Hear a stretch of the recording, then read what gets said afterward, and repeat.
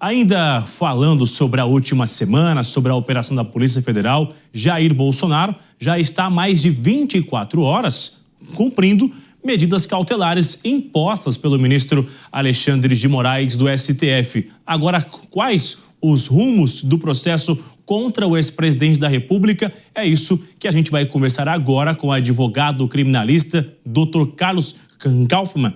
Obrigado por conversar com a Jovem Pan neste final de semana, um dia após esta operação da Polícia Federal. O ex-presidente já está na sua residência na capital federal, recluso nesse final de semana. Ao longo da semana será necessário estar às 7 da noite em casa, não utilizar as redes sociais, não conversar com o seu filho Eduardo Bolsonaro. Agora, o que esperar sobre este caso, sobre esta investigação? É importante ressaltar também, doutor, que essa investigação, essa operação é uma consequência da investigação de Eduardo Bolsonaro. Não é relacionada ao 8 de janeiro, né? Ótima noite. Exatamente, boa noite, Bruno, boa noite a quem nos assiste.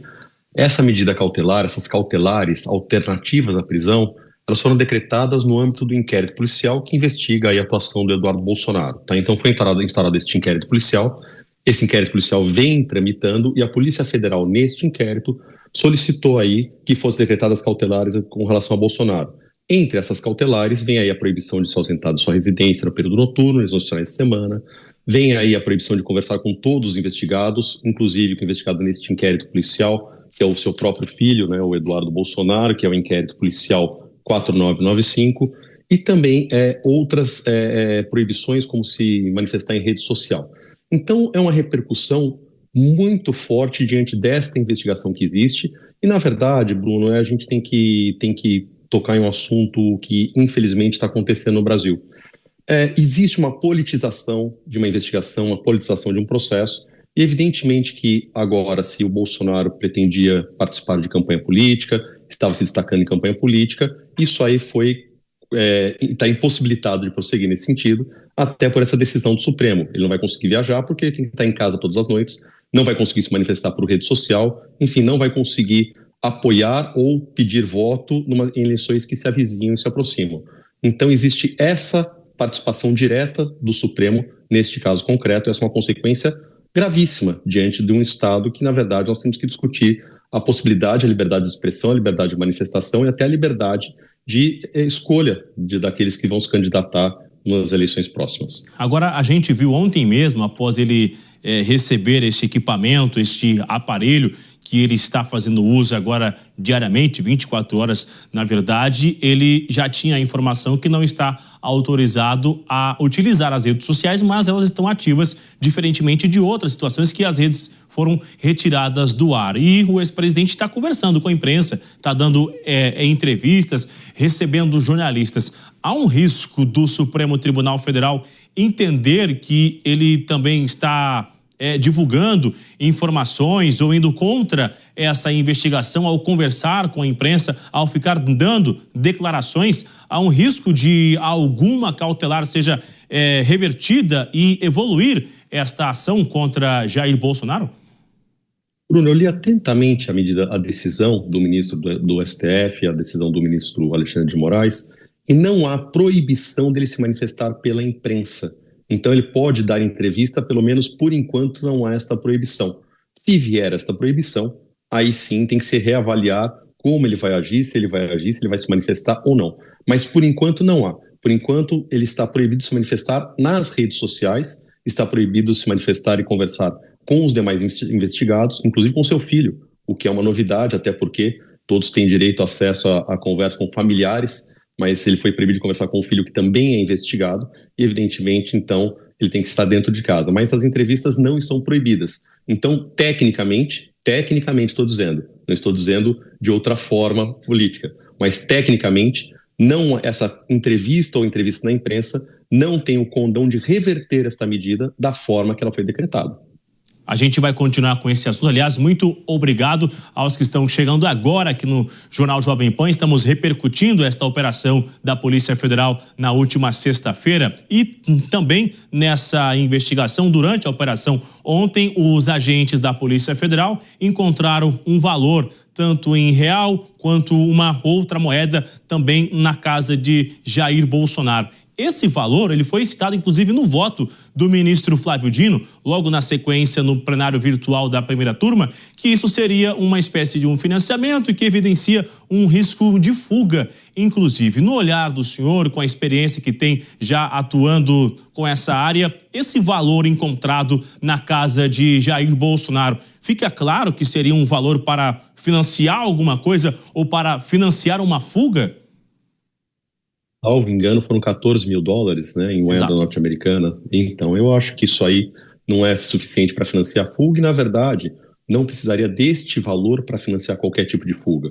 Eu acho que isso aí, na verdade, é uma apuração que a fuga ela não depende de ter valor em casa, ela não depende de você querer fugir ou ter indício de que vai fugir, né? A fuga ela depende de uma vontade interna da pessoa, e se essa vontade interna já existisse, na minha opinião, ela já teria sido praticada.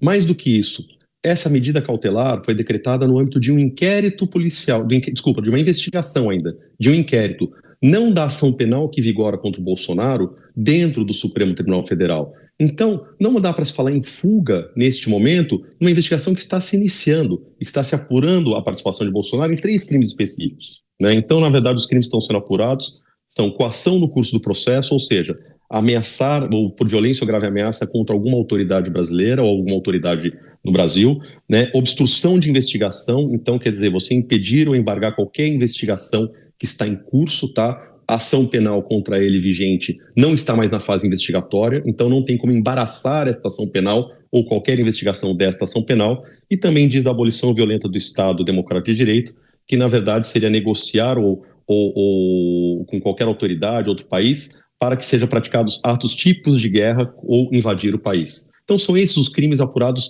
neste inquérito que seja de uma medida. Ou seja, não tem como, não tem por que se alegar fuga, possibilidade de fuga, neste momento específico com relação a este inquérito policial. Se a medida fosse para impedir fuga, teria que ser decretada no âmbito do processo que existe contra ele, que está na fase final, desde que houvesse indícios, elementos concretos de que ele quer fugir.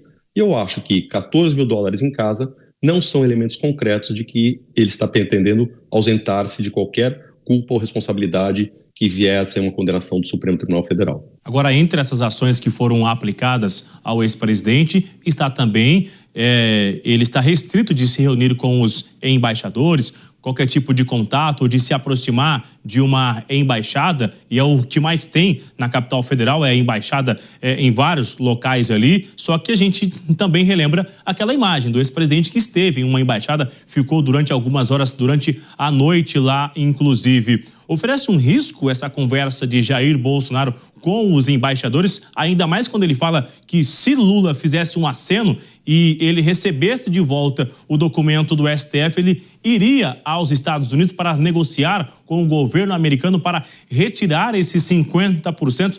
Isso acaba evidenciando algum gesto ou também não evidencia um risco de fuga, doutor? Olha, eu não entendo que seja risco de fuga, não vejo isso como risco de fuga. Aproximar-se de embaixada, 200 metros é o que está na medida cautelar, evidentemente que teria que entrar numa embaixada, buscar abrir numa embaixada, né? Se ele estiver passando em frente à embaixada, porque é trajeto em Brasília, eu acho que isso não viola por si só a medida cautelar, desde que haja a intenção de realmente se aproximar de alguma embaixada, aí sim poderia violar a medida cautelar. Mas sempre o fato de passar, não. Mas você tocou no assunto, Bruno, se me permite, que fala com relação ao tarifaço. Eu acho que a gente tem que trabalhar com um pouco de responsabilidade neste assunto específico, até porque não é de hoje que Trump está, e não é em relação só a este fato, não tem relação com esse processo, a meu ver, tá? Essa tarifa de 50% que já está programada já há algum tempo e queria entrar em agosto. Se nós analisarmos a carta das tarifas que estão sendo observadas, ela busca um equilíbrio econômico, assim como buscou com a União Europeia, assim nós não podemos sair da discussão Estados Unidos e China, quer dizer que foram tarifas em cima de tarifas recíprocas, até que chegaram a uma negociação. Com o Reino Unido houve aumento de tarifas, quer dizer, desde que Trump assumiu, ele está impondo tarifas elevadas em outros lugares. Se nós analisarmos a carta de Trump com relação às tarifas, em que pese ele começar que devido ao momento do país, e o questionamento dele não está diretamente ao processo de Bolsonaro ou à questão envolvendo Bolsonaro, mas diz respeito a decisões do Supremo Tribunal Federal que impediram que pessoas ou que empresas dos Estados Unidos operassem no Brasil, então, na verdade, aplicando multas milionárias a essas empresas e atingindo, inclusive, a liberdade de expressão de algum cidadão norte-americano. Este é o início da carta, e a partir disso fala o seguinte: olha, nós temos que buscar o reequilíbrio econômico, temos que buscar... Não estou defendendo o tarifaço, não é isso. Mas, na verdade, é o seguinte: os motivos que estão sendo utilizados hoje para justificar a prisão, que são essas tarifas, na verdade, não se coadunam com o que está escrito na carta de aumento de tarifas, que estavam previstos para o 1º de agosto e que vão se iniciar em 1º de agosto. Então, é uma discussão puramente econômica, não é uma discussão, ao meu ver, de pressão no Supremo Tribunal Federal para anistiar Bolsonaro, para absolver Bolsonaro. Eu não vejo desta forma. Alguma pessoa pode ver dessa forma. Eu não vejo assim. Então eu vejo que esse discurso está sendo utilizado neste momento para justificar uma prisão, para justificar um tema que, na verdade, a meu ver, né, é uma prisão, porque sim, é uma prisão domiciliar no período noturno, são medidas cautelares alternativas à prisão, para justificar essas medidas que, a meu ver, não se justificariam neste momento. Agora, rapidamente, só para finalizar, Eduardo Bolsonaro, que é um deputado licenciado, ele segue nos Estados Unidos. Esse final de semana completam os 4 meses que ele está lá. Automaticamente tinha que retornar para reassumir a sua função na Câmara dos Deputados. Na visão do senhor, de novo, com a experiência, se ele retornasse, se ele estivesse aqui, ele também seria alvo e sofreria as mesmas medidas cautelares de Jair Bolsonaro? Acredito que sim. Tá, eu acho que tenho convicção de que as mesmas medidas seriam aplicadas a ele também. Mas quando ele está no Brasil, essas medidas, ainda que decretadas, que fossem decretadas, dificilmente serão alcançadas. Aqui serão execuíveis aqui nos Estados Unidos. Tá? Mas, na verdade, eu tenho plena convicção que se ele retornasse ao Brasil, ele retornando ao Brasil, ele também será alvo de medidas essas ou até medidas mais drásticas, como prisão, por exemplo. A gente volta a conversar. Muito obrigado mais uma vez por atender a Jovem Pan.